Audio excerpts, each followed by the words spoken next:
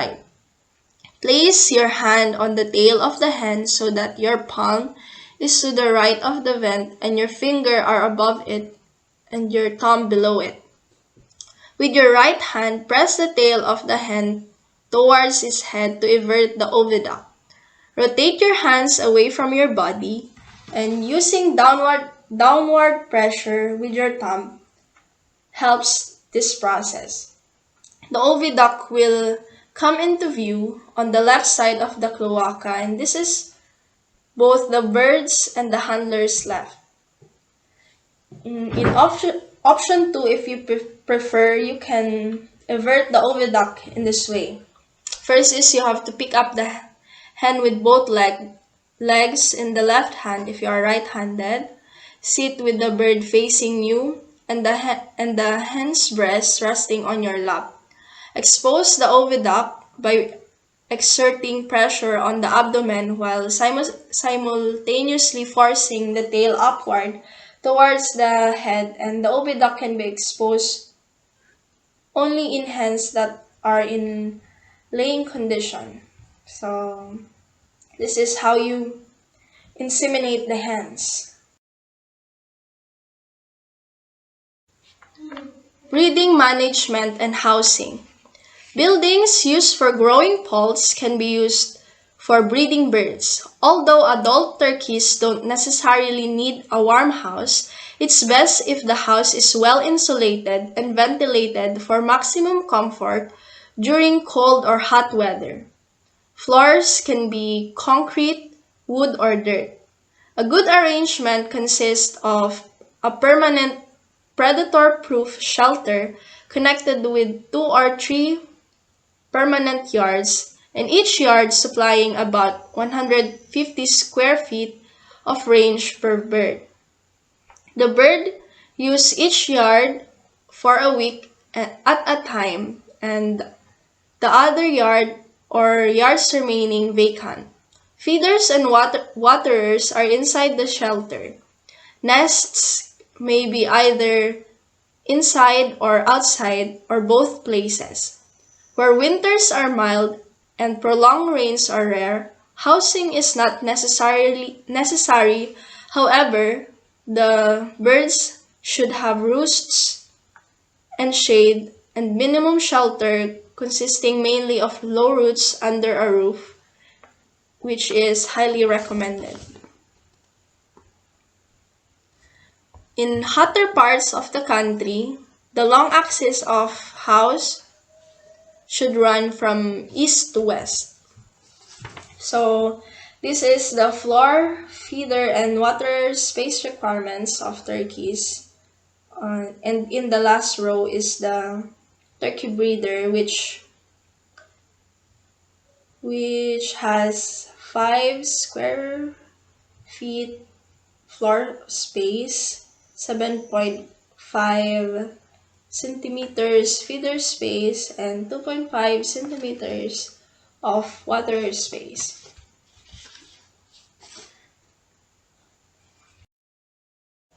In all situations, the breeder area should be well fenced. Where winters are cold, in areas north of about the 38th parallel in North America, reasonably good housing should be provided. A permanent single-wall, gable-roof, 30 to 40 foot wide breeder house can be positioned to face an easterly or southeasterly direction, assuming that prevailing winds are from the west. Electricity is usually installed for lighting or water warming. The wire screening. Wire screening is used to cover the openings that start 3.5 feet or more above the ground and can be 1/2 by 1/2 inch 17-gauge hardware cloth to exclude wild birds or other intruders. Other suitable screening wires are 1/2 inch hexagonal mesh, 19-gauge netting, and 1/2 by 1/2 inch 19-gauge hardware cloth. 1 by 1/2 inch or 1 by 2 inch 14-gauge welded wire and 1 inch mesh Chicken wire sometimes are used to screen poultry houses. Partitions. Partitions should be installed in the house and the yards to provide room for breeding units of the desired size. For example, an inside area of 2,000 square feet would house a breeding unit of 500 birds that have access to a yard or a porch. The litter. Softwood planter shavings, wheat straw, shredded cane, and peat moss are suitable materials for breeder house litter. Other materials can be used among them are oat straw, beardless barley straw, and soybean straw, but they are less desirable. Peanut hulls and crushed corn cobs may make a good litter, but unless they are quickly and thoroughly dried, they may carry dangerous molds. Bearded barley and other straws containing sharp particles are not recommended because they may cause mechanical sinusitis. Litter should be first about Litter should first be about 4 inches deep, then built up as needed to provide good floor covering and prevent excessive dust and build up of droppings. The litter should be removed at the end of the season and, where possible, the whole inside of the building washed down with water under pressure, dried thoroughly, and allowed to remain vacant for at least a month. Nests. Make nests available before egg production begins to give the hens an opportunity to become accustomed to them. One nest for 2 to 4 birds is sufficient. Locate the nests in areas with subdued light but not dark areas. Dark areas such as the corners of the pen attract the bird and encourage broodiness. Open-type nests are satisfactory for small flocks. Trap nests or tie-up nests are available for producers who want to do some controlled breeding work, and semi-trap nets are also available. When building nests, keep the following in mind. Nests that are 24 inches high, 18 inches wide, and 24 inches deep provide plenty of room for even large type hens. A footboard approximately 3 to 5 inches high on the front holds the nesting material. Barrels or boxes can be used. If for any reason the nests are outside the shelter, cover them to protect them from elements. Nests can be placed directly on the ground as long as they are not in a low spot. Nests can be off the ground as long as ramps are provided so that all hens, including especially large ones, can walk up the ramps and into the nest. Good nesting materials are wood shavings, chopped straw, sugar cane, and rice hulls. So this is an example of a nest, and this one. Fences and roots. A tightly stretched, heavy-gauge poultry fence, 6 feet high and placed close to the ground, with all depressions plugged, will confine turkeys of all ages and protect them from dogs, foxes, and coyotes. Fencing 5 feet high is reasonably effective, but these animals sometimes can climb, and lightweight turkeys can fly over it. House breeders usually are not given roosts, but breeder roosting in the open should have them. A suggested roosting arrangement for all types and ages of turkeys is a portable framework topped with 2x4s laid flat, all placed on the same level. The surfaces 8 to 12 inches above the ground or floor and 24 inches apart, center to center. The shade. Shade for breeders is necessary where temperatures are likely to be above 100 Fahrenheit or 37.8 degrees Celsius. In extreme heat, higher than about 110 Fahrenheit, 43 degrees Celsius, sprinkles may be needed in addition to shade. Control of broodiness.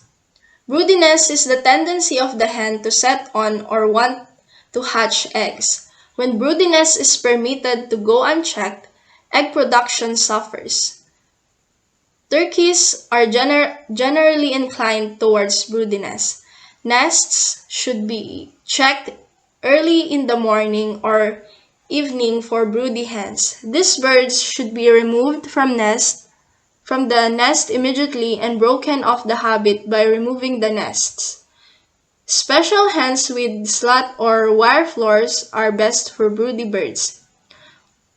Broodiness may also be discouraged and in several ways.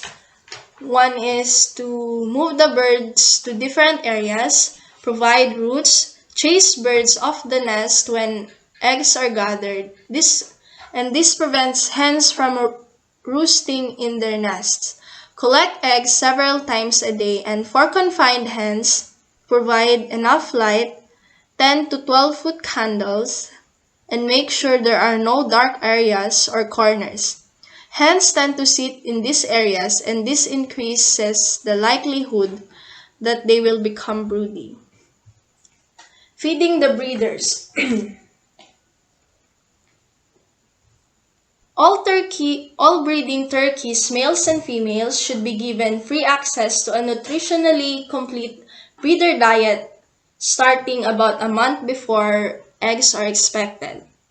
Turkey breeders' diet is usually formulated to provide 16 to 18% protein and 2.5 to 3% calcium. Complete pelleted diets are preferred, but protein concentrate and grain diets may be used if fed in the right proportions. Hens can be provided with a free choice of oyster shell to supplement calcium in the feed.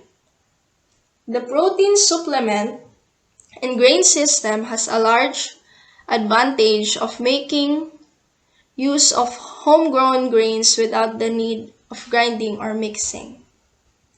Homegrown grains can be used in complete feed program by grinding and mixing with a concentrate at home or by having them custom mixed elsewhere. During the winter or any other rest period, the hens can be fed a holder ration, and this ration has less protein and calcium than a breeder ration.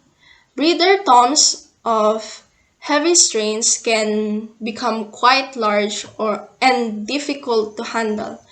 Therefore, it may be used to restrict the amount of feed these birds receive, and this is easy if the toms are kept separate from the hens. So this is an example of percentage of ingredients for typical breeder turkey ration. So as you can see here, corn, soybean, fats. These are the ingredients needed in breeder turkey rations. And in this table, you can see the nutritional requirements of turkeys, and in the last column, this is what the nutritional requirements of adult or breeder turkeys. So this is the feed consumption. This is an example of feed consumption of turkey breeders per bird and per day. So large type hens require 0.80 kilogram per